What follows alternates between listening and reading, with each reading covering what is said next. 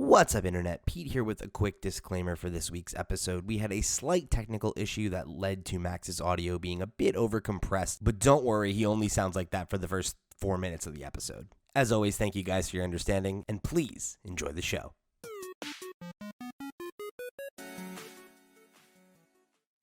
What's up, Internet? You're tuning in episode 80 of the FlipScreen Games podcast, a weekly video game podcast where two best buds from different nations come together to discuss the wide world of video games. I'm your host, Pete, and Bessie, joined, as always, by my very good friend and co-host, Mr. Max Wright. Ahoy, ahoy. Ahoy, ahoy, Max. It's good to be back, buddy. It's good to have you back. We had sort of a long week without you last week, but it's good to see that you're back on to host as well, because I hated that. You did a good job, though. You held down the fort without me. I really appreciated it, and I think you did a good job. So round of applause for Max, everybody. Good job. I'll take it. I will take it. I'll take any praise. If you guys have praise, leave it in the comments. It always feels good, you know. You've been getting bigged up a lot in the comments lately. The kids love you. Yeah, you got dragged last week. It was, I know, right? Like, I'm out here dealing with, a family emergency, and people just talking shit about me on the Steam Deck podcast comments. It's maybe I need to stop making all these extra accounts to comment on things, because damn, I didn't realize it was called Wax Right. Huh? Who's that?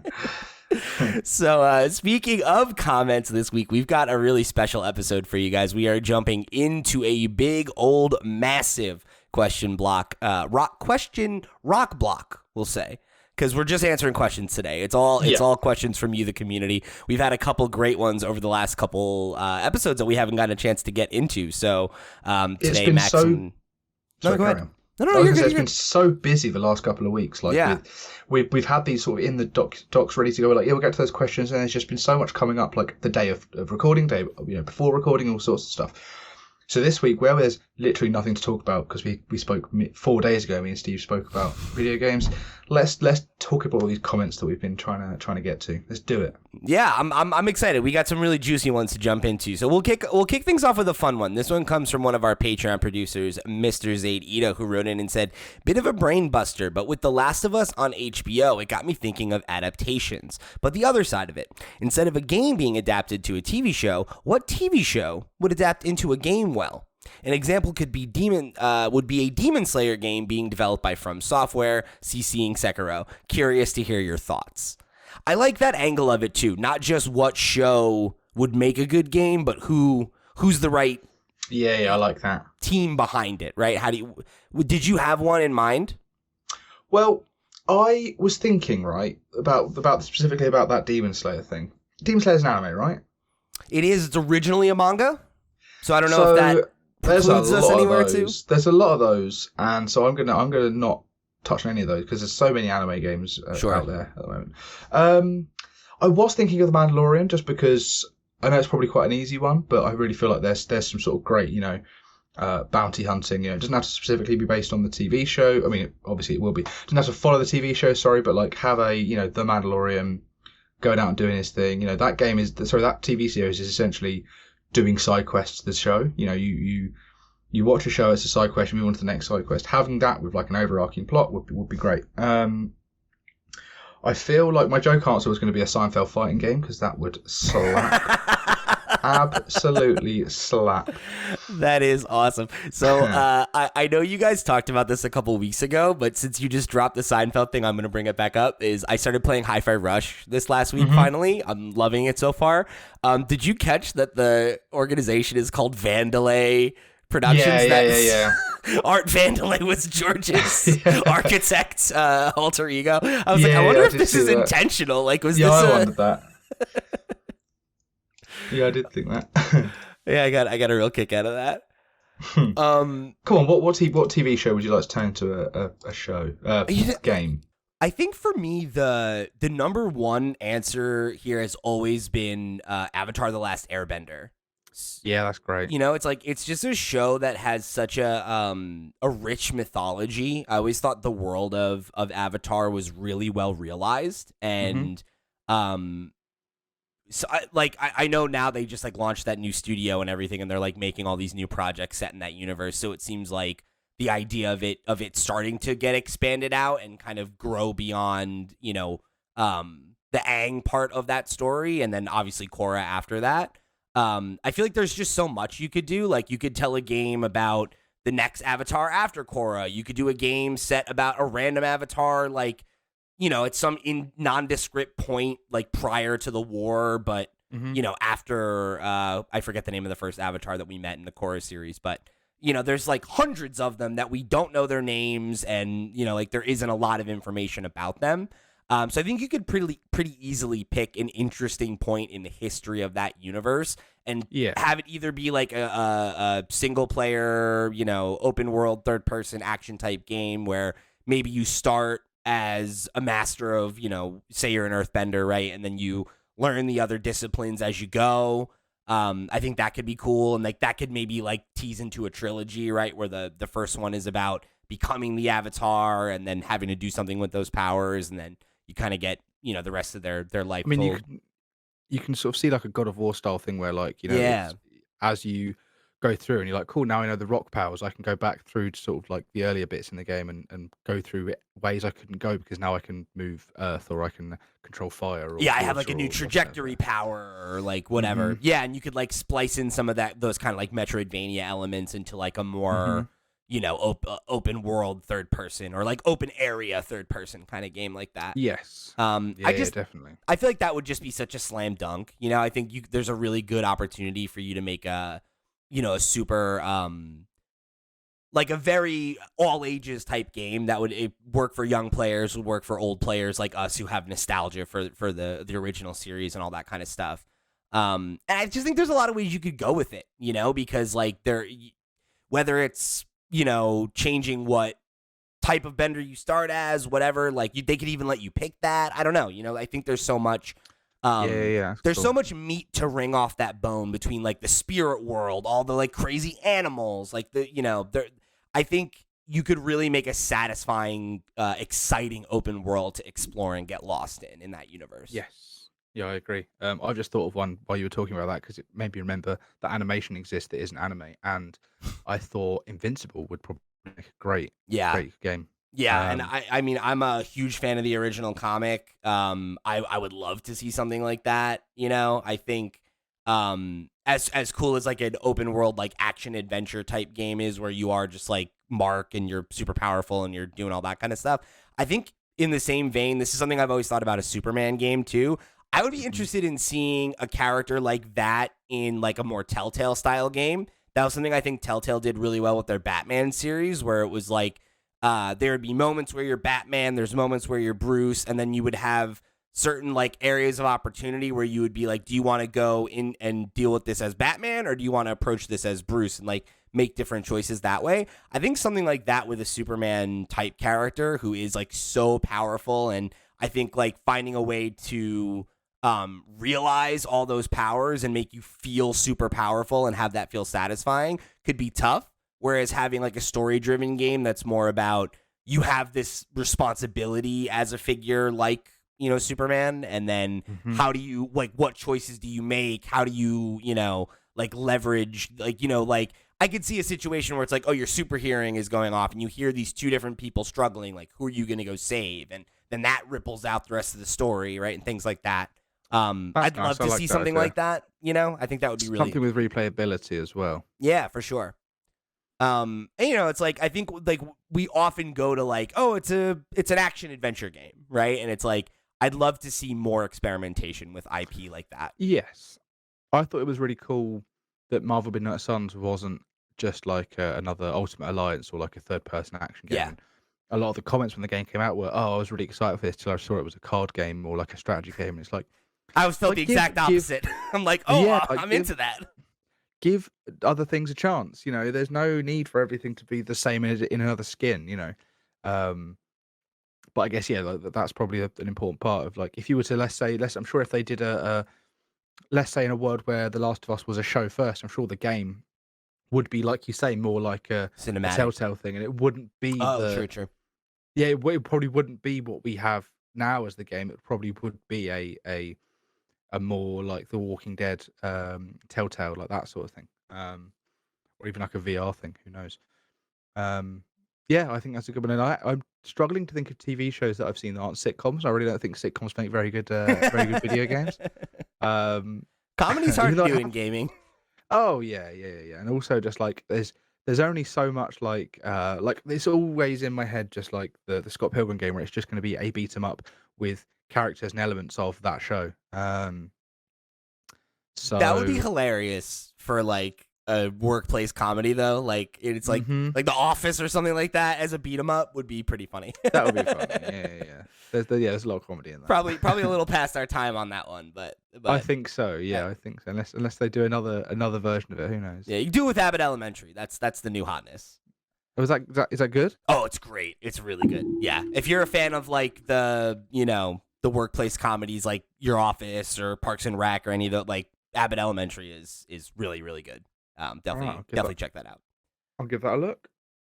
This next one comes from our co-host over on the Nintendo Noise podcast, Miss Sierra Plus Ultra, who wrote in and said, out of the big three gaming companies, Microsoft, Nintendo, and Sony, which one at this point do you think is sort of doing the best and which is doing the worst? LMAO. Would love individual answers. So I think this is an interesting question because how you define that, I think, changes the answer quite a bit.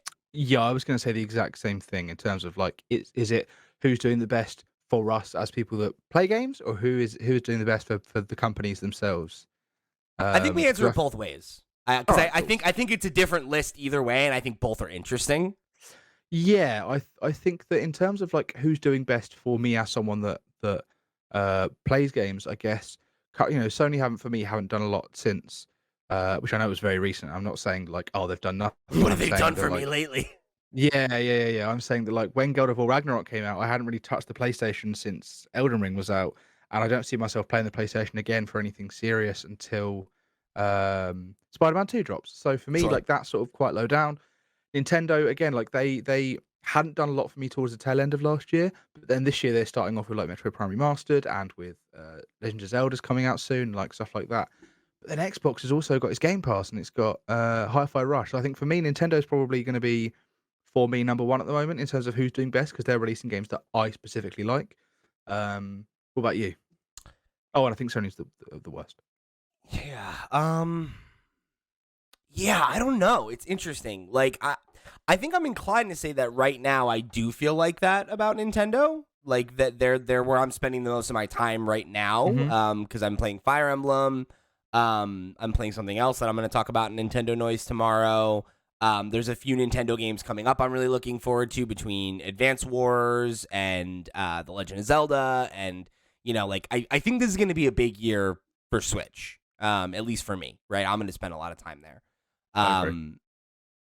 So, again, right, like you bring up PlayStation, looking across the fence, I do feel like God of War and Horizon were both really, really big heavy hitters for me last year.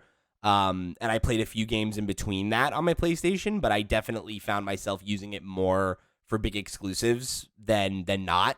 And with Spider-Man being the only big thing coming this year, I think that it will probably feel like a quieter year for Sony if you're looking specifically for exclusives. And Xbox has a couple, right? Like between Hi-Fi Rush, that was kind of a surprise, but obviously that's already a big feather in their cap for this year.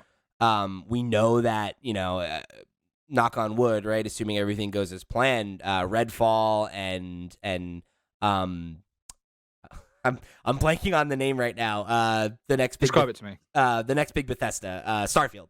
Starfield, yes. I wanted to say Titanfall because I said Redfall, and I was like, that's not it. That's not the game at all. That's a totally different thing. Between those two, right? Like, if those games both hit, I think there's a really good chance we come into this Game of the Year conversation and there are multiple Nintendo entries, multiple Xbox entries, and maybe one Sony entry, right? Yeah, I agree with you, yeah. So, like, with that in mind, I'm inclined to say right now it feels like Nintendo's on top for me personally in this moment. I think by the end of the year, I could see that flip to Xbox, maybe. But, I mean, like, Legend of Zelda, man, like...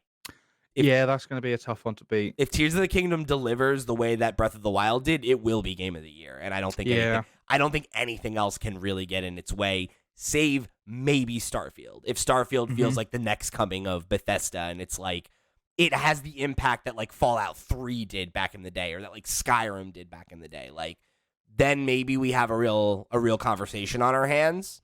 Yep. But otherwise, I feel like Zelda's going to be tough to beat this year, and the fact that the other supporting, like, I loved like Fire Emblem Engage is probably my favorite game of the year so far, right? So like, I think Nintendo's really in a strong spot. When you're talking about like financially, I think it's interestingly kind of the inverse, probably. Like, you could probably still argue Nintendo might be on top, right? Because like, obviously, Switch sell-through's been insane. Like, like they're doing very well financially right now. Even if certain segments of the audience have been complaining in the last year or so, right? Like, I feel like a lot of those complaints are going to get addressed this year with really big pieces of software, even if they don't have new hardware to talk about. But I would say Xbox feels like a clear third. I think like when you're just talking about the financials of it, right? Because they're getting headlines left and right, but like, they're still number 3. Yeah, a lot of those headlines are Sony. Xbox says Sony has a 200% market share, or something like that, or a 90% market share. Doesn't make sense. It's over 100%, whatever. 200% more, whatever. Or you see things like, Nintendo aims to sell this. However, it's had a sort of been slightly disappointed with the Switch sales at the moment. And then you see headlines from Sony that are all 250% up on PS5 sales versus last year. We've sold this many. We're sort of hitting this record. We're number one selling, blah blah blah. So Sony are clearly a number one, and I think it's well deserved that now that they've finally got the PlayStation 5 out for people to be able to buy. People have obviously been desperate for this stuff. Yeah. And it's telling them Microsoft has never revealed any hardware numbers, doesn't reveal any hardware numbers about Xbox. They only talk about Game Pass sales as subscriptions. So, yeah, I think, like you say, Microsoft or Xbox specifically, clear third. Sony probably right now are up top. But I think overall, if we're talking like the last couple of generations, I feel like Nintendo's really really done well with their game sales. Yeah, but I mean, you say last couple generations, and you think about last generation was like the worst they've had. Well, right? I'm talking about like, let's say we include just the Switch, and then we have PS4, PS5, Xbox One, Series X, Xbox Series, whatever. I do feel like the rate that the Nintendo games sell, and the fact they never go on sale, and the fact the system's never had a drop in price, and it's still like hitting all these records, and it's in the time that those games that those consoles have been out, it's sort of skyrocketed higher than they ever have. I think Nintendo overall. Nintendo software sales have definitely, I think, probably dwarfed the other two over the course of the Switch generation, right? Like, we've talked a lot about how it's like something like The Last of Us, which is like one of, if not Sony's big marquee franchise right now. Aside from like, I guess, God of War, right, which definitely sells a lot better than it. Last of Us, I think 2 sold like 10 million copies or something like that, somewhere in that neighborhood. It's probably more than that now, right? But around launch, which, definitely pales in comparison to what many of Nintendo's first party releases are able to do, right? The attachment rate of their software is like through the roof. Whereas when not quite the same for Xbox or PlayStation.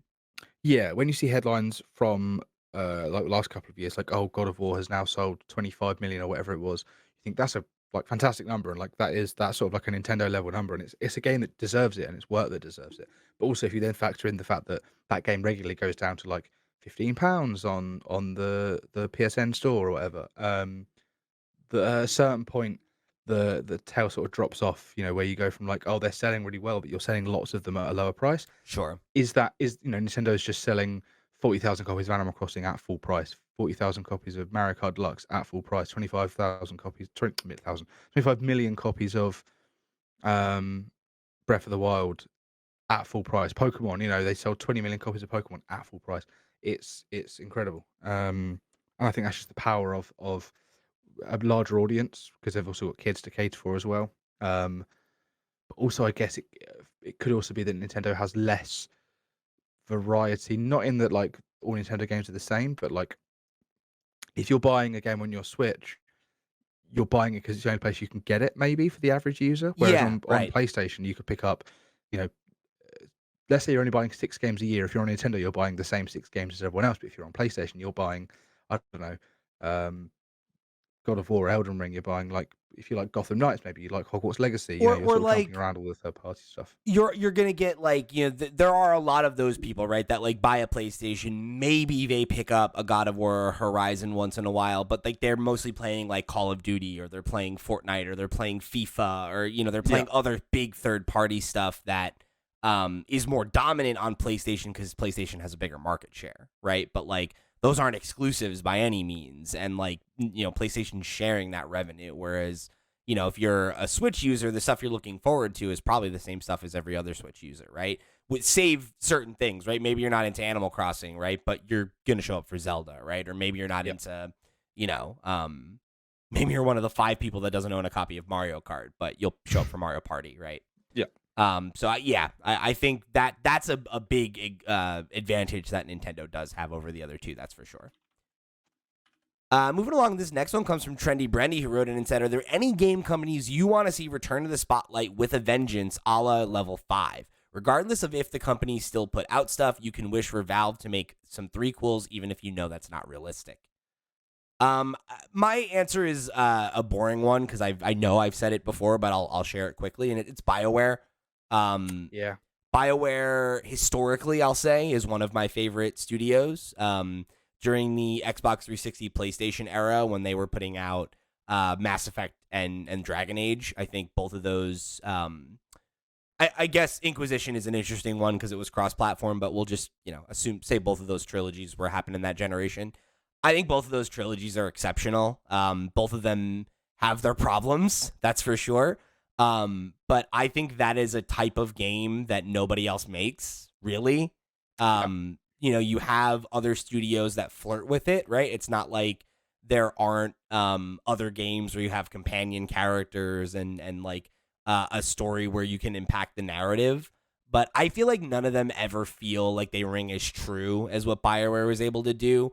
I think even looking at like one of their big contemporaries of the time, like something like Skyrim, right, where there's so many stories in Skyrim and there's so much opportunity for role playing and for getting lost in that world and everything, but I don't think any of the characters in that world feel even half as real as like the NPCs that you interact with in a BioWare game.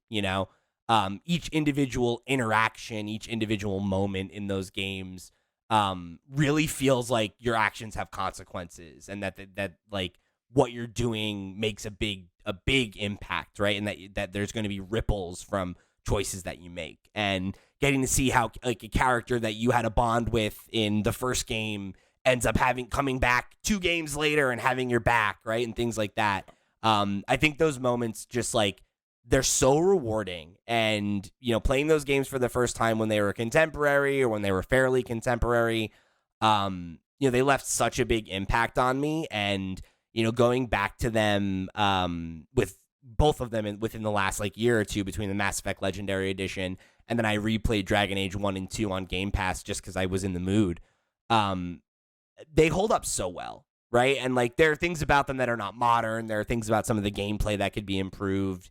There are certain choices that I think, not everybody agrees on, or that, certain community members might change, sure. But I think the core of those franchises of like get really deeply lost in a well-realized sci-fi or fantasy space and have a lot of the storytelling come from the environment and from interacting with characters and learning about their culture or their religion or, or like even more like small stuff like their family or, their sexuality or all those kinds of things.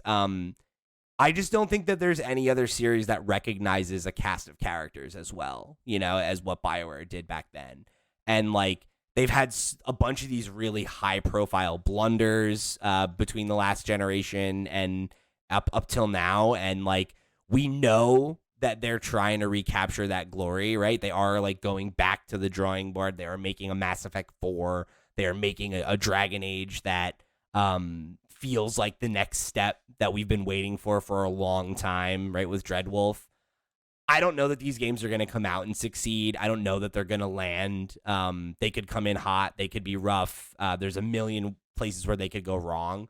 But there are with the exception of maybe Pokemon, there are no two franchises that I want to see be good and not even be good, be great more than those two. So if this could be their opportunity to kind of right the ship and turn it around and have us all be like, oh yeah, like BioWare is back, that would mean so much to me. Like that would I can't imagine a turn of events that would make me happier, truly. I'm desperate for that to happen for you then, Pete. Let me tell you that. What about you? So I was thinking about this, and I've got sort of two answers. One is the obvious one. I would like Retro Studios to be putting out a banger every 2 years, like they did when they did Metro Prime 2 and 3 in the space of 5 years, and they did Donkey Kong Country Returns, Donkey Kong Tropical Freeze. The last sort of new game they released was 2014, and there's been so many questions about what are they doing? Are they doing Star Fox Grand Prix? Are they doing 10 years? How have we gone 10 years without some fucking retro magic? Can you believe it? But however, this year they finally, we've seen Metro Prime Remaster. We've seen they are still doing what they're doing. They're still sort of taking advantage of the hardware in ways that a lot of the sort of companies, especially Nintendo, internal companies, aren't taking advantage of. They're just doing shit, and it's in good shit. And I'm looking forward to, Metro Prime Remaster just sort of like got me really excited for them to do things again. And now I want them to do another Donkey Kong. I want them to maybe take a stab at a new IP, or they really do feel like one of the more grown up. I guess it's because it's one of the only real um, Western devs that maybe takes itself maybe too seriously, but like how a lot of Western games are seen as more gritty and serious versus At least for Japanese like games, which are more AAA, whimsical. Yes, right? Like yeah, you don't yeah, have a yeah. lot of big Western AAA studios that are working on the kind of stuff that Nintendo does. Exactly, yeah, yeah. And I'm glad that Retro has a chance to do that, and I hope that they get a chance soon to do even more stuff. I hope you're right, because I think you got a good opportunity, right? Because I think if Metroid Prime 4 comes out and it hits the way that it seems like Nintendo wants it to, I think that could be it, right? Like that could be the thing that kind of pushes them through to that next echelon. And like, yeah, when I didn't really think about it until you said it, but you look at like what they've historically been tasked with, and it's always like, let's give them the like franchises that we've absolutely let lapse and see what they do with it. And they just deliver bangers. And it's like, I don't know if they need to like size the team up. I don't know if they just had a couple of projects that went south or what, but like we can't be waiting 10 years for them to put out. No, exactly. Like we need a better clip from them, because their track record speaks for itself in terms of when they get a game out, it's a console defining release. Or it's a series defining release. They've never had a dud. No, Who shoots that straight forever? I don't know. I'm very impressed. I'm very looking forward to seeing that. Hopefully, I hope they get like with this primary master. It seems to be doing quite well. People are trying to sort of scalp it. Like it seems to be doing well enough that maybe Nintendo might give them some extra funding to not only work on Metroid Prime 4 and get that out, but also to start doing some other projects, working on some of their own stuff. Let's see some new IP specifically from Retro, because I feel like they could do some great stuff. Because considering they've been able to make, Donkey Kong was never my wheelhouse. Never really played it before, but Tropical Freeze is one of my favorite games. Sort of, it's a 10 out of 10 for me. It's a great game, and I want them to be able to do more things like that. My other option, which if rumors are to be believed, might happen this year, is Konami. I want to see Konami come back. They're already doing it with Silent Hill. We've seen that, but I want them to see them like, okay, cool. We're also doing a Castlevania. We're also doing a new Metal Gear. All of their sort of like iconic franchise that people know them for, that isn't just like live service Pro Evolution Soccer. Come back and be the people you used to be, and drop all the gambling stuff. When I used to work in the gambling industry, and I would go to industry events, and there'd be no one, there wouldn't be video games there, because it's not this right thing. But there would be one gigantic Konami stand that would be full of all the Konami like gambling stuff, and it's like they have become a gambling company. Now they seem to want to do games again, and I'm great, and I'm glad for it, and I'm really happy to see them embracing indie devs in a way that I wish Nintendo would sometimes. So I'm really looking forward to seeing what comes of these Silent Hill games, whether these rumors about a new Castlevania and sort of a remaster of Metal Gear Solid ring true. Really hoping that if they do make a Castlevania game that's new, that's made by a third party developer, so I can get another point on my list. Can I? So I this is a thing I've heard people say, and it's like not a rumor. It's just like a thing I've heard said enough that I'm like, it makes so much sense, and I really hope it's true. Do you remember how when Sony acquired Bluepoint, there was that conversation about how they were going to be working on something new, but it was not necessarily a new IP. You recall that? Yeah. What if that's Castlevania? If Bluepoint are doing Castlevania, it would be very exciting in terms of like, cool, a new Castlevania. However, I do wonder what that looks like in terms of are they going to stick with what Lords of Shadow was doing? Are they going to keep pushing in that direction, or are they going to sort of bring it back and take it back in more of a 2D direction, or are they going to do something completely new and reinvent the franchise in a new way?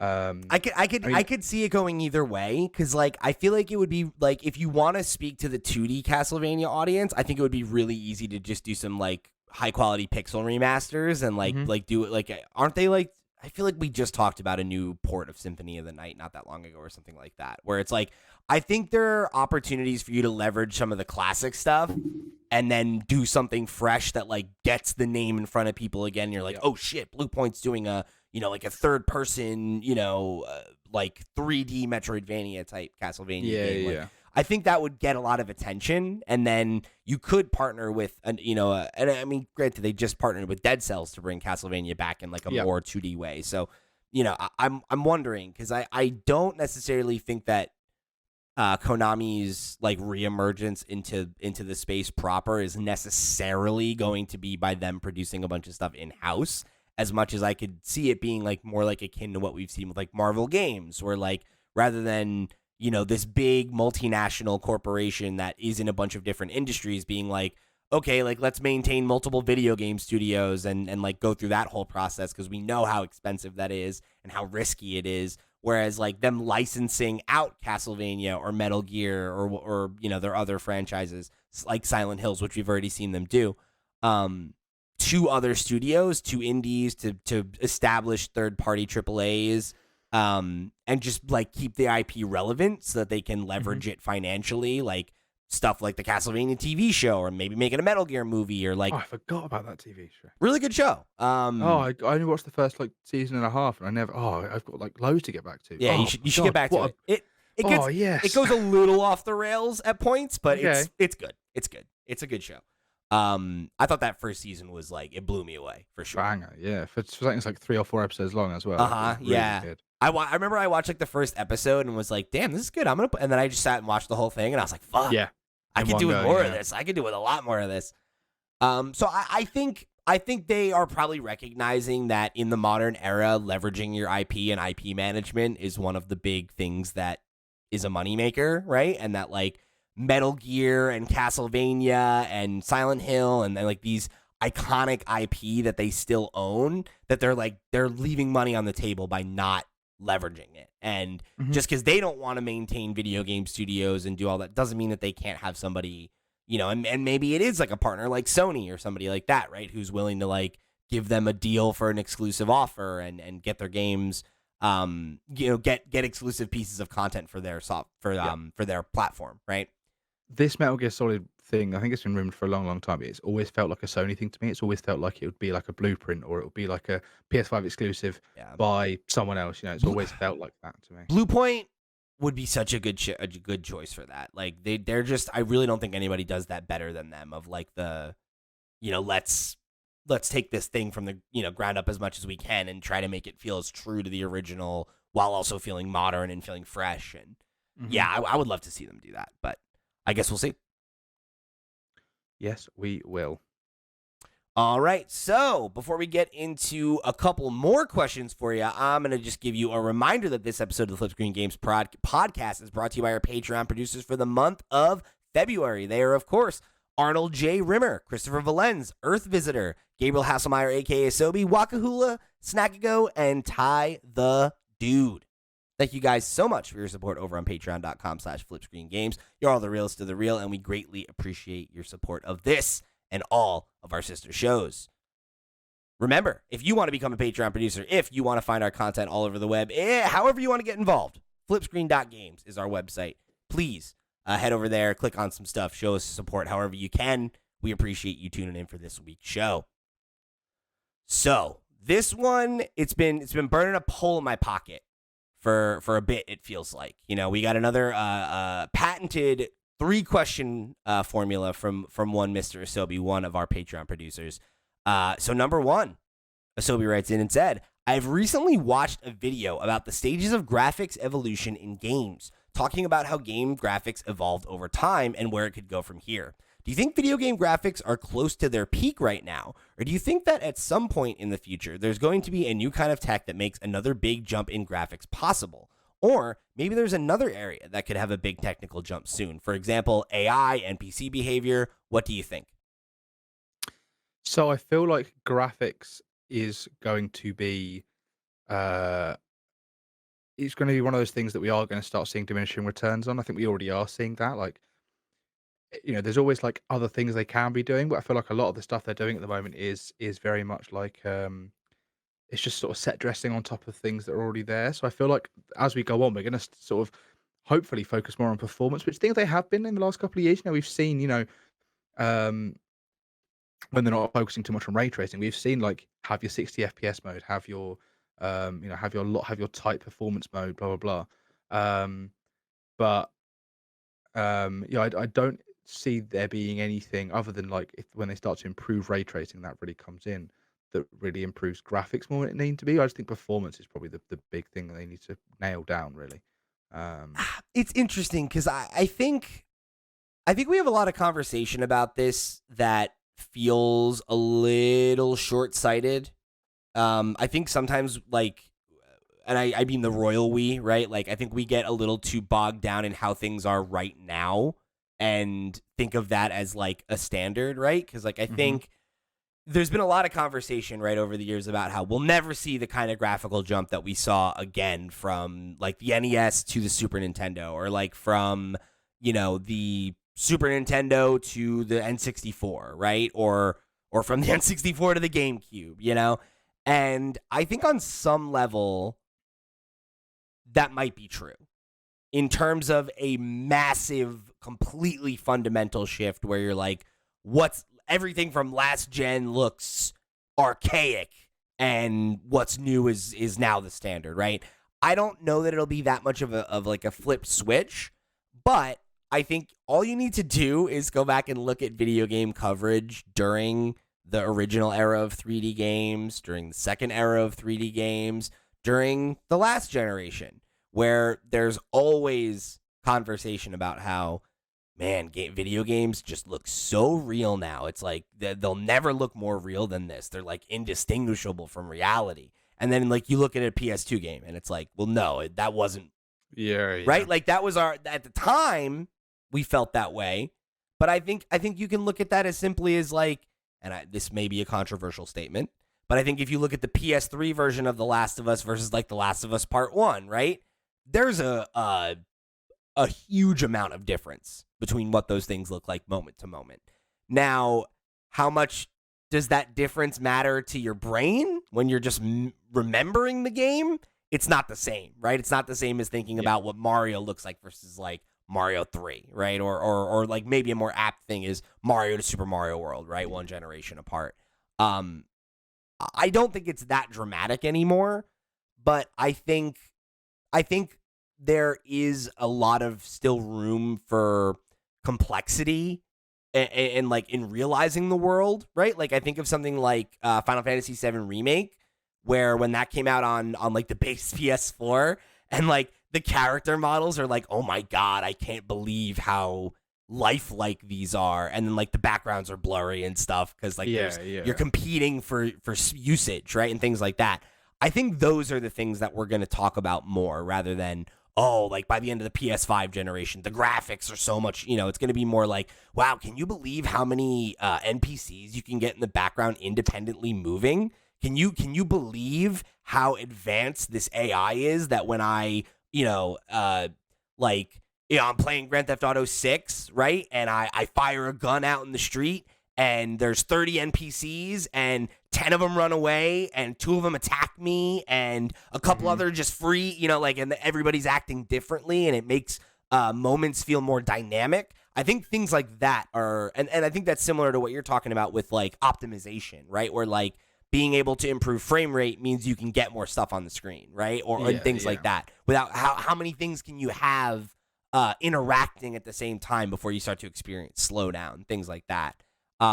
Those are I think going to be the more noticeable changes when we look back on what this generation iterated on, rather than thinking about graphics. But I think every generation, if you look at the end of it versus the end of the previous generation, you're going to be like, wow, what a change, because it's just the natural way of things.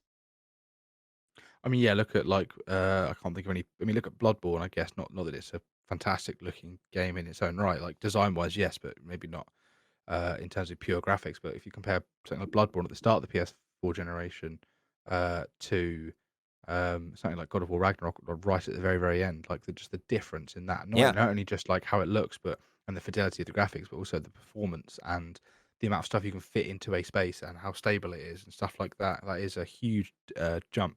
I mean, think of what The Last of Us Part 2 looks like on a base PS4. Like that's an achievement, man. And it's like, and you got to imagine whatever the game is that's the last big PS5 game that we think of as that benchmark, it's going to make that look archaic, you know? But that won't mean that is bad. It's just, it's constantly evolving. And like things that we take for granted become standard to the point where you don't necessarily think about them the same way as like, there's twice as many pixels on the screen as there used to be, right? Yeah. Like, that is so noticeable that somebody who doesn't pay attention to video games can see that change. And I think it's more nuanced now. Yeah, I do think we need to stop pushing. They need to stop pushing like the numbers like 4K or whatever. They need to stop pushing 8K. They need to sort of settle in on somewhere, whether that's 4K, whether that's sort of like they call it things like performance. And I think you need to work on getting the thing that 4K 260 FPS before they start pushing on 8K. I think personally. Yeah, I agree. I think fidelity is more important than or I'm sorry, I guess the opposite. Performance is more important than fidelity. I definitely agree with that.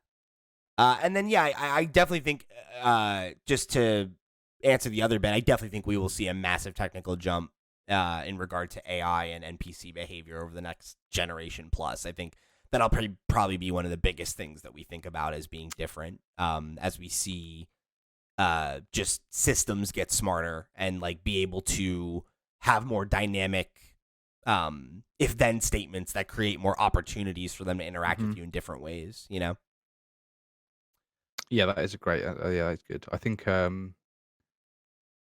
ray tracing was not just in terms of the lighting, but also the way they use it for audio and stuff. I think that was a great jump. The way that they can use it to make 3D audio and make games feel more immersive and things like that. Yeah, that's something I really appreciate. Yeah, I'm very much looking forward to games that take advantage of the faster speeds of the SSDs and stuff like that. We've seen it in a few games, but most of them are sort of being PlayStation exclusives. I know that Windows 11 added a feature where if you have an RDNA 2 compatible or an NVIDIA RTX card, you can use that to sort of access your NVMe drive faster in the same way that the PlayStation can. So it's it's one of those things that hopefully that becomes, you have to build it. It's not something that the game that you can just do to any game. A game has to be built around that technology, and I'm hoping that's something that more developers take advantage of. Is you have these faster drives. Let's do something with them. And I think it's a shame that Xbox doesn't have a similar technology that it could that they could also sort of take part in, because it really does stop developers from needing to use it really if they're like, oh well, Xbox doesn't have it, so what's the point of not building a game that a third of our audience can't play. Yeah, I mean, as long as it's third party, right? Like, and that'll be the interesting thing to see what Sony's stable of studios does with it. And that's one of the things I always think is funny when people like to kind of decry exclusives, right, as being like anti-consumer and this and that, and there's no benefit to them. That is the one benefit to them, is focusing on one SKU and only having to make one copy and being able to focus longer on polish and what are the nuances of this hardware that we can take advantage of. And I think you see the benefit of that in stuff like Naughty Dog's work, right? And the fact that like they are eking that power out of at that point, what, 8-9-year-old system. So definitely an interesting question. I that's always the fun thing. Like when you're earlier on in a generation, is you think about how different the early days of the PS4 were versus the end of it, right? Or even with the Switch now, as it seems like it's starting to move towards the sunset. There are those really, really big things that I think like you don't notice them as they're happening, but when you turn your head and try to look back and think about how different it was at the time, you see that we have come a long way in a couple of years. Yeah. All right, so number 2, there's always been weird trends with some video games, such as the year where a lot of the big games had a bow and arrow type weapon, I think like 2012 to 2013, or now where there's seemingly dozens of space horror games that have been released or are coming soon. What trend would you love to see next? I'll predict that the next trend is going to be games where the main focus is on physics, be it a lot of destructible environments or focus on puzzles that involve physics, as seen in Half-Life, for example.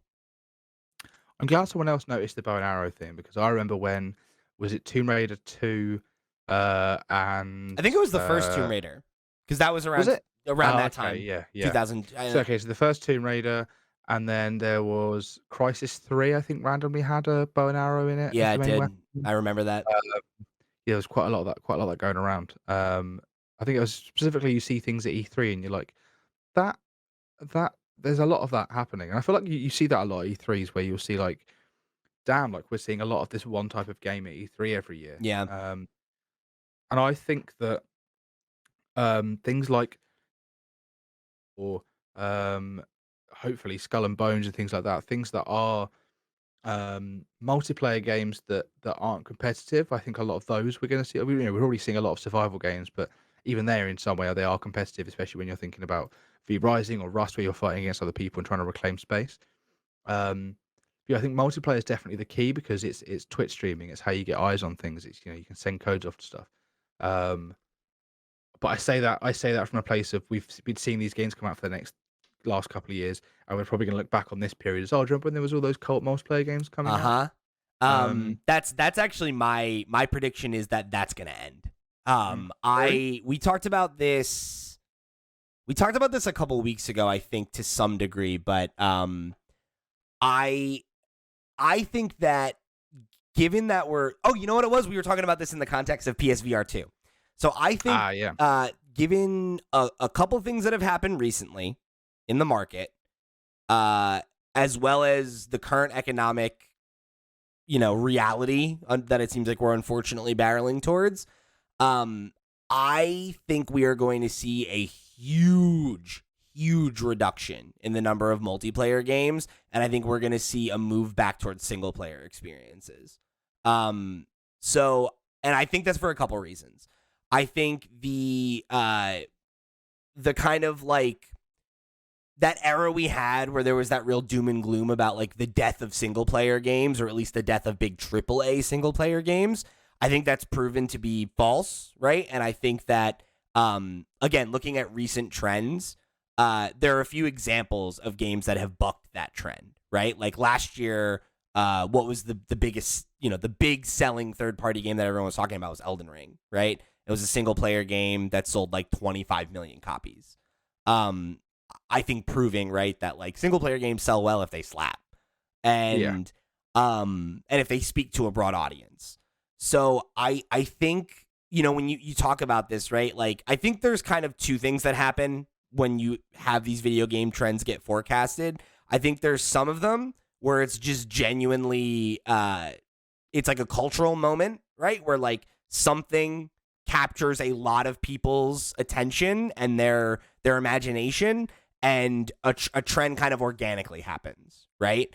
Then you have the trends that are artificially motivated, there's like one or two big games that come out and find success, and then you have dozens of imitators, and some of them are, indie folks that are like, how can we iterate on this new type of gameplay and maybe try to do something new and creative? And then you've got like, the big publishers that are like, oh, I want a piece of that pie, right? Battle royales and farm sims. Those are the two that come to mind. I would also say, like, just games as a service in general. Like, I think Battle Royale is part of that. But I think before the Battle Royale trend, it was Destiny, right? And Destiny was the big games as a service. It was always online. And you saw EA and BioWare try that with Anthem, right? You saw Crystal Dynamics try that with Avengers. We saw Gotham Knights last year. We have this Suicide Squad game coming out from Rocksteady that are all aping what the games as a service winner Destiny did, right? It's insane that Destiny, it had a fine launch, but then very quickly I think people turned on it, and it was sort of like, well, what did that mean? Why do we be doing that? Blah blah. The fact that game is still influencing things now, when pre-launch, hype was pretty massive, and post-launch, when after sort of everyone I knew played it, they were like, yeah, that wasn't what I was expecting it to be. I'm very impressed, or not impressed. I'm surprised that is still like defining what people are making now. I think it's because I think between Destiny and Fortnite, two, I don't want to say quote like new, right? They weren't new, but I think that they signaled to big publishers that there were emerging ways to monetize games that spoke to a mainstream audience, and that they wanted to get in on that, right? Because the idea of like, we release Destiny and we support this one game and it just prints money, right? Or we create a Fortnite type game and it'll just print money, right? And like, there are examples of that working, right? Obviously Fortnite set a standard with Battle Royale. You saw... Well, I think actually Fortnite was aping on PUBG. Oh, of course. PUBG came out, PUBG was the game. Fortnite was like, well, we're doing a mode, and then because of how accessible Fortnite was, because of how free Fortnite was, it took off. I remember on everything. I remember reporting on that for like a year and being like, yeah, okay, Fortnite's trying to like be the Pepsi to their Coke, and then it's like, oh no, they just totally eclipsed them. Yeah. So yeah, and you're right. PUBG set that standard, and then Fortnite, I think, became the de facto, like, that's what you think of. And then, people came along and aped what they were doing when Fortnite became the thing that was making $1 billion a month. Yeah. And there were a couple success stories, right? You had Apex Legends that worked out. And then you had an established player in Call of Duty coming out and being like, okay, we need to compete, right? But now, how many games? Rumbleverse, right, was a Battle Royale. That game was out for 6 months. It's dead now. We had Knockout City a year and change ago. That's about to go away.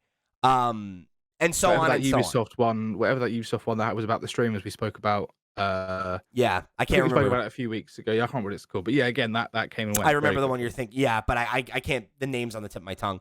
But so point being, right? Avengers, right, is another high profile failure of like a games as a service in that space. I think that between the fact that there have been a lot of companies that have entered that space and invested a lot of time and money to develop something that has failed and has not returned on investment and has been a public embarrassment, while you have, I mean, again, right, EA, who was one of the poster childs of multiplayer. We don't do single player anymore. All our games got to have a multiplayer element. They had Jedi Fallen Order, which was a hugely successful title for them, which was a single player traditional experience. They're doubling down on that and doing a sequel, right? Dead Space as well. Dead Space, another huge example of a single player oriented game that was a big W. We know they're working on Mass Effect 4. We know they're working on Dragon Age, Dreadwolf, both big single player experiences. Again, now we have Elden Ring as yet another example of a game of the year, high profile, critical darling, commercial success, single player game. I think with where we're going right now, and it being us entering into a recession, gamers only have so much money to spend, let alone time, which is already proven to be a premium, right? Because a lot of these games, they come out, you play them for like a week or two, right? Multiverses is a great example. That was one of my favorite games last year. We just talked about how it had a 99% reduction in player base on Steam, right? These games come out, they have a moment, people play them, content slows down, people walk away from them, and they're like, oh, I'll come back to this later when there's another drop or when there's this or when there's that, and then they don't come back, and then the game dies. And I think that companies are not going to be willing to keep just like throwing money in a pit, hoping that they're going to have the next Fortnite when maybe there's just not space for another Fortnite because everybody's already playing Fortnite or Call of Duty or, or Destiny or any of these games that are already established. And if they want to play a game like that, they're going to go to the one that their friends are already playing, right? Or they're going to jump onto one of these platforms that are not going anywhere rather than, because I know if I was that type of player, do you really want to jump in and invest a bunch of time and money into a new game that might not be there in a year? I don't know. Yeah, you spent so long on this one game. Why would you then move on to something else? I know, for me, I wouldn't play a new card game if it came out because I play Marvel Snap now and I'm done. Yeah. I don't want to play another card game. That's my card game. Yeah. And that's the one I'm going to support, because I want it to keep going.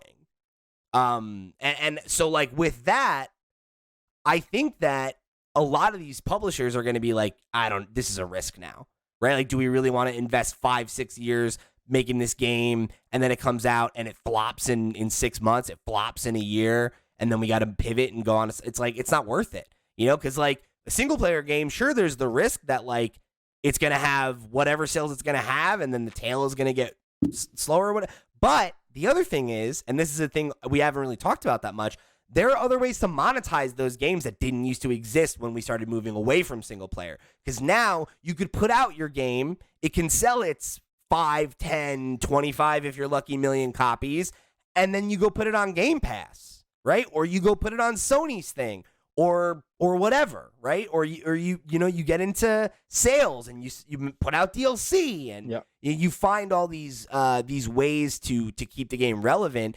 And again, we just talked about Steve's Hitman impressions 2 weeks ago, right?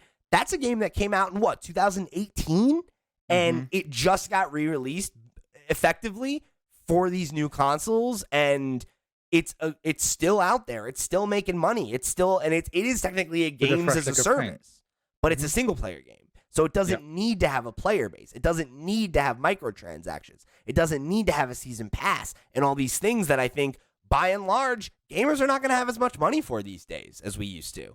And I think that those models are just not going to be as sustainable as they were when people had money to burn. Because you'd rather have more experiences, right? Yeah, I do wonder what that means for game sales, whether people still flock towards these free-to-play games because you can get as much enjoyment out of them as you possibly can before you're forced to pay and then move on to something else, or if we are going to see people instead go, no, do you know what, I'm going to commit to single player games and I don't know, trade them in or play with my friends or play them over and over again. Things like Elden Ring, which you can get a lot of use out of, is probably better value to you than something like, I don't know, a free to play game where you put 60 quid into it. And once you've done talk what's the end of it, you're like, yeah, okay, cool. That was I don't want to play this anymore. But all that money's been sunk into it. Unless it's one of the games that you play all the time.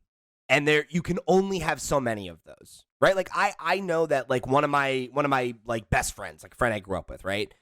Big gamer, but he doesn't play a lot of individual games. The games he's really into, he's a big Pokemon guy, he really likes competitive Pokemon, and he'll play that whole generation through until the next one comes out, and he plays Destiny. And he has a Destiny 2 clan, he raids, so it's that's his games as a service game. He's not interested in the next one. He's not going to play Gotham Knights, right? He plays Destiny. Why would he need a new Destiny? He already has his Destiny. Yeah. And I think when it comes to all these competitors, it's I wasn't interested in Destiny. Why would I be interested in Destiny just with the Suicide Squad? Because I like the Suicide Squad? No, I wanted a Batman game. I wanted a Suicide Squad game. I want a fucking normal video game, not a games as a service game. As soon as I saw that it has all that, I'm I'm not even going to pick this up. I'm out. Yeah, it's and I feel like they overcomplicate games like this to, I don't know, keep you to sort of give an idea or an air of 8% of this or 6% of this. It overcomplicates it enough that it must make you feel there must be a 9% or a 10% out there, and you sort of you're grinding for this nonsense gear. The whole looter shooter thing, right? And it's there's clearly people. It speaks to people to some degree, but I don't know. I think that we've proven that the market can only sustain so many of these games at the same time, and that putting one out is like Russian roulette. right? It's like, are you going to be one of the ones that hits? Or are you going to be one of the ones that flops? And if you flop, do you have the money, the time, the resources to do the Fortnite thing and be like, well, we're not going to let this die. We're going to pivot. We're going to find a new way. Because most of these games don't do that, right?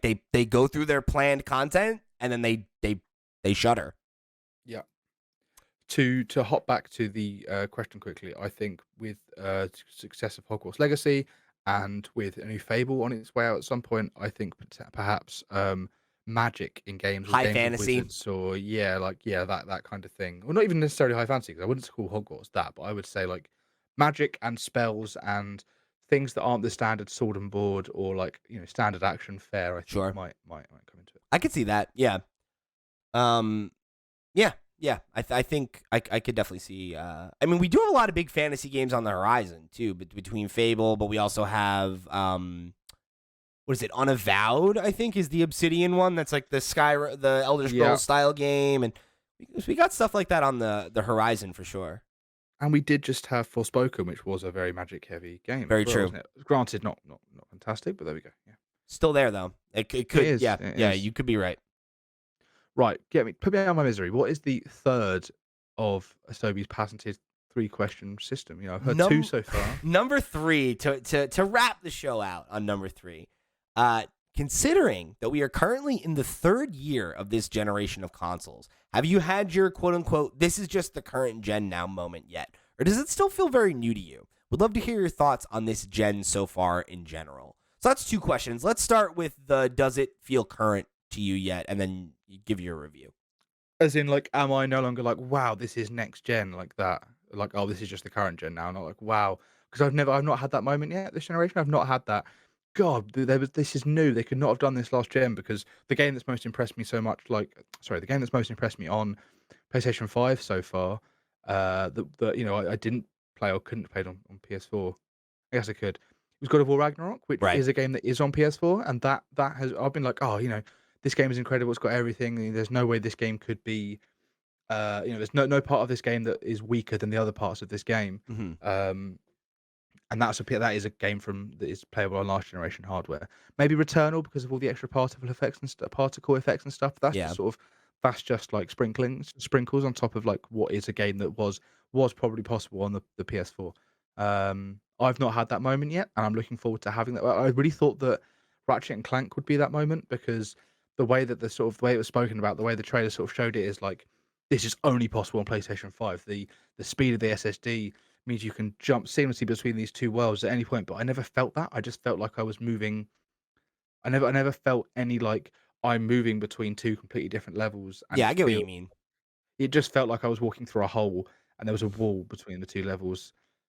And like, to me, that definitely felt next gen in the fact that like I believe that wouldn't have worked on PlayStation 4, because it is the whole like having 2 fully rendered levels and being able to step between them and like turn your head and it's all still there, turn your head and it's all still there. Like, I don't think that feels that way probably, but I believe technologically that's like I think both things can be true. Like, I see what you're saying. It felt like not a massive. Now you're going to say it is, but it didn't feel like a massive step up from Portal 2. Which was very similar. Like, you walk through, and back then I was like, wow, this is incredible. And at no point during Ratchet and Clank did I get that same feeling of like, oh look, I never wanted to play around with it in the same way of like, okay, what happens if I do this and put this here and try and break this or whatever. It was just a case of I've ziplined through to another place, but now in a different level. I've just moved into another level. But yeah.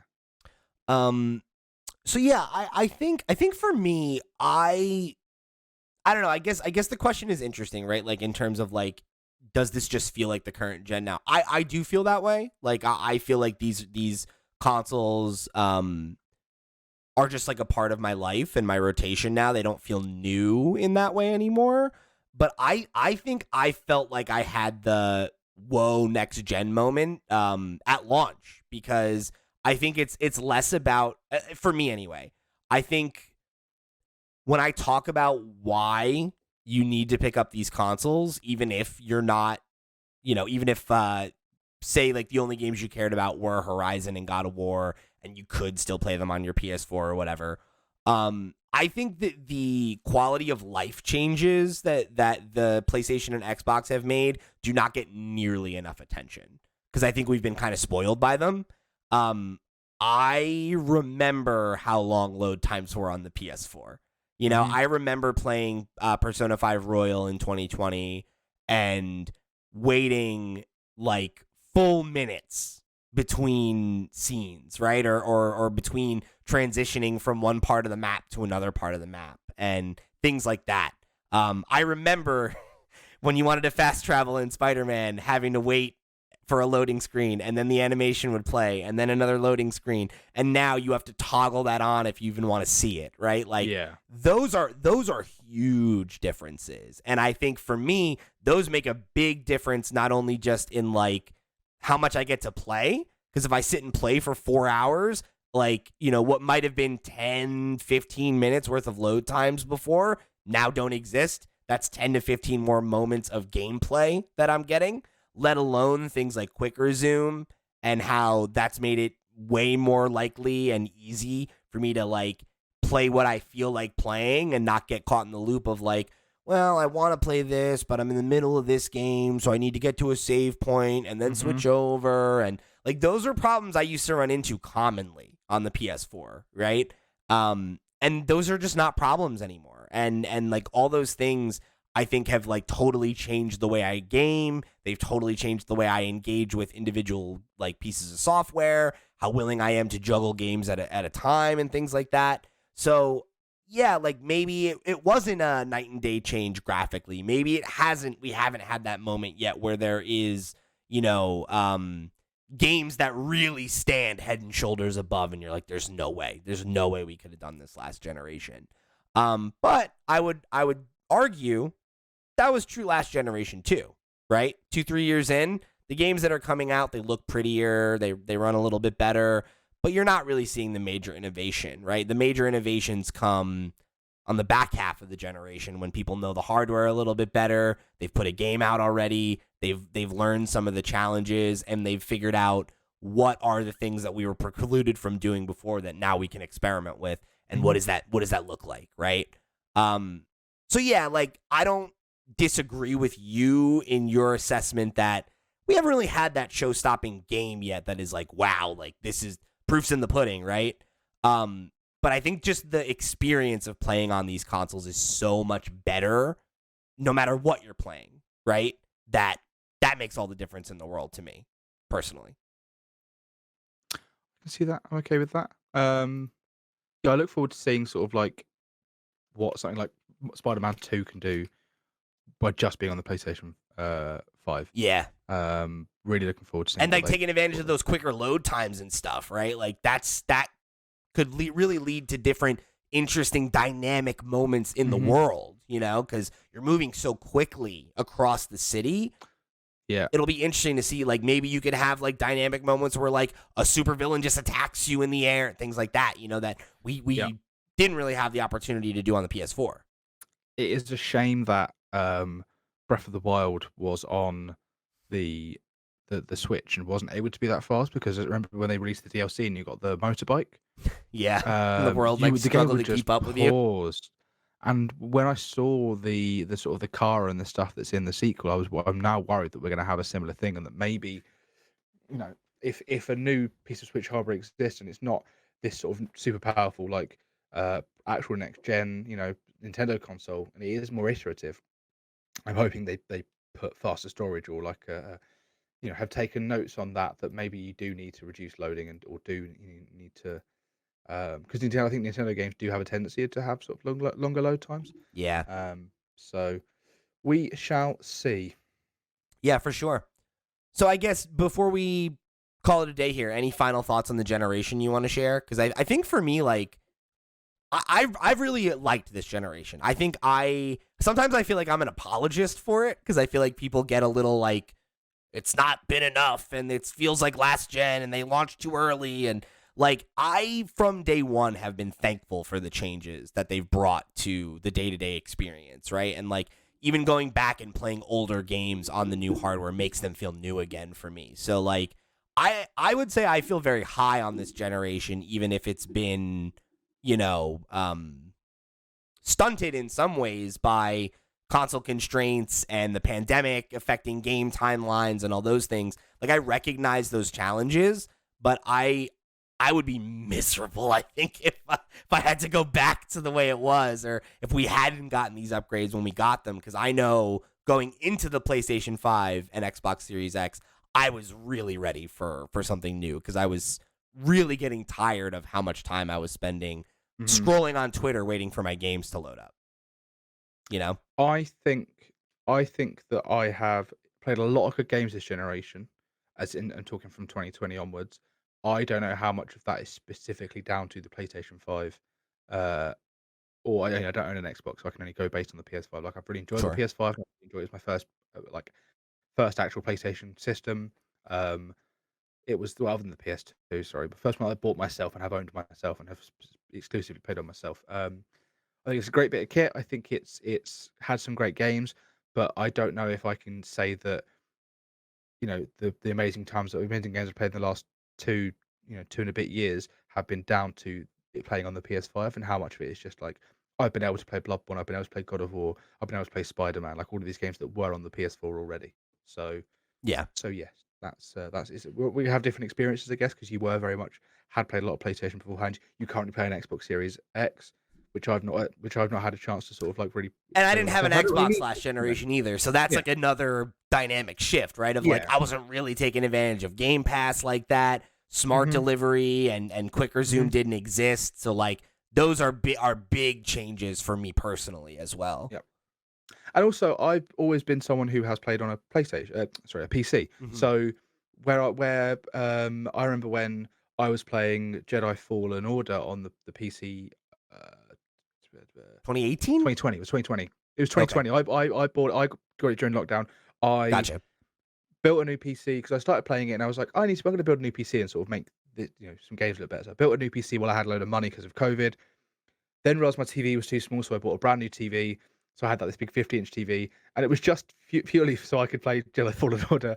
And then obviously that's benefited me a lot later. But I remember playing that game and thinking, wow, like this is incredible. I didn't realize the game looked this good. I didn't realize it was this impressive. And I would see screenshots of people who had also been playing it on their PlayStation 4s, their Xbox Ones, and thinking that looks like comparably awful. Not awful, but like that. Yeah, I know what like you mean. Though. That's what I expected it to look like, and I'm playing it and like wow, like this looks incredible. But it's purely because I've played it on PC, and I feel like that the PS5 doesn't have enough benefits visually over the PC. It's just the content. So maybe for me, this generation hasn't felt like such a jump because I've always been playing on PC and I've always had a lot of the benefits that the PS5 maybe has on my PC already. So maybe that's that's it. Yeah, and like you think about it, right? Like as somebody who is more predominantly a console player, like I was feeling the end of that generation in a way that you weren't, right? So like that did feel like a real shift for me of like, oh my God, these load times. Oh my God, this fidelity, right? Oh my God, these games run at 60 FPS. Are all things that you take for granted if you're playing on PC for sure. So like you're not going to feel that that change nearly as deeply. That's for sure. Yeah. It's an interesting one. I feel like we'll look back on this generation. Either we'll look at it as something that was an outlier because of all of the environmental factors and what would have been different, what wouldn't, or we'll look back at it and be like, man, remember how much people talked about how slow this generation was at the beginning, and then it was, it was a slapper. And I think we had that. We did actually. Sorry. No, go ahead. I was gonna say, I feel like we did actually have that last generation. We did have that, like, when are the big PlayStation 5 games? Sorry, PlayStation 4 games coming out? Where are they? Oh yeah, we've had Bloodborne, cool, but where's this, that, and the other? And then they just went bang, here's Spider-Man, bang, here's Horizon, here's Spider-Man, here's God of War. They kept hitting. Let me see. Because this is the question. I think it's Uncharted 4 came out in, I want to say 2016? 2016, right? Same year as Overwatch 2. Bloodborne was the year before that in 2015. Year before that, there was sort of like, we had, what did the Horizon guys used to make? What was the Killzone. Killzone, yeah. It was like, okay, we have Killzone. And then the year, it took until, I think Horizon was announced, I think in 2016 maybe, or 2015 it must have been at E3. Might have been 15, yeah. Because I think that was the year where they revealed Horizon. They showed off God of War. Yeah. They like kind of were they were like, here's the next set of big games to look forward to. Yeah. And I think that's where we're at now. I think this is that turning point year, right, for the PS5, because you think about it, actually, and this is a conversation Steve and I had a couple of weeks ago. If you want to get like in the nitty gritty about it, the exclusive first party output is far better on PS5 year to date than the PS4 was. Oh yeah, I would agree. Yeah, I think that's because it also has all of the end of it's benefiting from the end of the PS4. Yeah, that cross gen period was extended by the fact that you couldn't get a PS5, right? Yeah, for so long. But yeah, I mean, it's like 2015 was when you got Bloodborne. The next year was Uncharted. Next year you got Horizon, and then it was 2 big releases every year until the end of the console generation, right? Yeah. 2018 you had Spider-Man, God of War. 19 we had Last of Us and Ghost of Tsushima, and then 2020 we had. Was that 2019? Right? Or is that 2020? Like Ghost of Tsushima was 2020. That's 2020. That was 2020. You're right. That is 2020. What was 2019 then? Because there wasn't a gap. I remember. Well, 2019 I think was maybe not great. I mean, Death Stranding was 2019. There we go. Right, Death Stranding. I'm not seeing a lot else though. I mean, there was a great year. We had Sekiro, Control, Outer Worlds, Resident Evil 2, Fire Emblem Three Houses, Death Stranding, Apex Legends, Disco Elysium, Jedi Fallen Order, Devil May Cry 5, Untitled Goose Game, Outer Wilds. God, this is a great year. Link's Awakening, Sword and Shield, Plague Tale: Innocence, Babbitt Is You, Kingdom Hearts 3, Mario Maker 2. Kingdom Hearts 3 was an exclusive. That was one of them. Was it? Okay. Yeah. Monster Hunter Iceborne, Metro Exodus, Luigi's Mansion 3, Sayonara World Hearts, Days Gone. That was another one. Days Gone came out that year, and then the Spider-Man DLC came out that year as well. Yes, it did. Yeah. For a second, I thought you meant Miles Morales, but no, yeah, you're right. There was. Yeah, it was the City That Never Sleeps DLC, which was 3. That was like a whole game's worth of DLC, basically. Yes, it was. Yeah. So yeah, 2019 was just a banger. So like, point being, I think there's a non-zero chance that like we're hitting that turning point in the next year or so, where like Sony's gonna announce what is the next big project from Naughty Dog? Like what's the project that what's his name? Cory Barlog from Sony Santa Monica was working on while they did God of War 2. Like, where's Ghost of Tsushima 2? You know, like we have a lot of cards that haven't been played yet. So I think, where we're at timeline wise makes sense, but I also think like people are just hungry for more because they're excited, and like that's a good place to be, honestly. I think to take it back to Sierra's question from way earlier, like I think all of them are actually in a really healthy place and have a pretty bright generation ahead. Like assuming that Nintendo's next hardware, the successor to the Switch, drops soon and is successful. That's obviously going to generate a lot of new interest in Nintendo and going to lead to a lot of fresh new software. I think we've only just started to see what the PlayStation 5 and the Xbox Series X can do. And like this year is going to be where Xbox has a lot of like fresh new stuff to put in people's faces, and we'll see what hits. But yeah, we will. I think 2023 is going to be one we look back on warmly. All right. I hope so. Well, that's we're going to call it there, Max. Good work today. And you. Just staunch professionals over here at FlipScreen Games. Remember, if you want to send us your unsolicited praise, you can hit us up at questions@flipscreen.games. You can come join the Discord where the conversation keeps rolling between episodes. Or you can get in touch on Twitter. There's a bunch of ways you can get in contact. However you want to find us, however you want to show your support, the best way to do that is to head over to flipscreen.games. That's our website where you'll find links to our Patreon, our Discord, our email address, all the places you can find us all over the web. There's a link for it over there. However you choose to get involved and show your support, we really appreciate you tuning into this week's episode of the FlipScreen Games podcast. For the crew, I've been Pete. He's been Max. We'll see you next week. Bye. Bye.